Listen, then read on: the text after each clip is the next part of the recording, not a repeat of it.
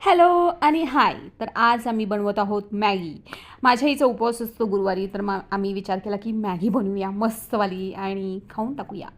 तर कसं आहे, आम्ही 2 मिनटावाल्या गोष्टी कधी बनवत नाहीत. आम्हाला असं 2-4 कांदे आणि खूप सारे मसाले असे टाकलेले चमचमीत, म्हणजे चमचमीतच गोष्टी चवीला लागतात.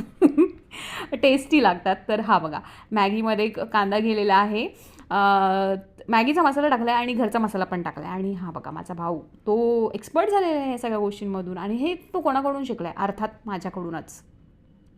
ओके, आता see the colour. Oh my god, ह्याचे स्किल्स चांगलेच डेव्हलप झालेत यार. मस्त करतो तो. आणि see, he is happy serving his sister. आता जस्ट इमॅजिन, ह्याच्यामध्ये जर मटणाचा भेजा टाकला असता तर काय एक नंबर लागला असतं ना. पण जाऊ द्या, आता सध्या मॅगीकडे कॉन्सन्ट्रेट करा.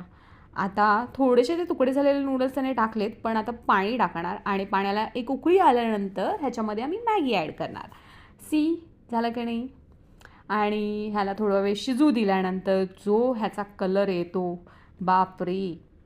आणि जी टेम्पटेटिंग टेस्टी लागते. म्हणजे 2 मिनटाची मॅगी तुम्ही कधी बनवणार नाही. तुम्ही म्हणाल की नाही नाही नाही, 20 मिनटाचीच मॅगी खाऊ, पण चांगली मॅगी खाऊ. आता बाकीचे मसाले कमी होते म्हणून आम्ही घरात असलेले ते ओरिगॅनो आणि चिली फ्लेक्स पण टाकलेत. आणि see the colour, see the, oh god, this is so टेम्पटेटिंग.